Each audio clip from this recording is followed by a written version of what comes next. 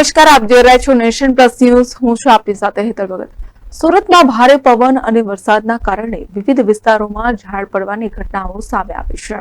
સુરતમાં કુલ 80 ઝાડ તૂટી પડ્યા હતા. ફાયર બ્રિગેડની ટીમે ઝાડ કાપી હટાવ્યા હતા. સૌથી વધુ રાંદેર ઝોનમાં 26, કતારગામમાં 21, વરાછા બીમાં 8, વરાછા એમાં 6, અઠવામાં 6, કામરેજમાં 5, સેન્ટ્રલમાં 3, લિંબાયતમાં 2, ઉધનામાં 2 ઝાડ તૂટી પડ્યા હતા. વરાછાના સવાણી વિસ્તારમાં વર્ષો જૂનું ઝાડ ધરાશાયી થયું હતું. છેલ્લા 2 દિવસથી ભારે પવન અને વરસાદના કારણે ઝાડ ધરાશાયી થયું છે.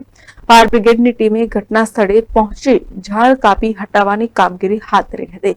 સદનસીબે કોઈ જાનહાનિ થઈ ન હતી. તો સિવિલ હોસ્પિટલની પાછળના ભાગે રોડ પર મોટું ઝાડ પડ્યું હતું. ઝાડ પડતા ટ્રાફિક જોવા મળ્યો હતો. Bureau report, nation plus news, Surat. સમાચારોના સતત અપડેટ મેળવવા માટે અમારી નેશન પ્લસ ન્યૂઝની યુટ્યુબ ચેનલને સબસ્ક્રાઇબ કરો, બેલ આઇકન દબાવો અને જોડાયેલા રહો ફેસબુક, ઇન્સ્ટાગ્રામ અને ટ્વિટર પર.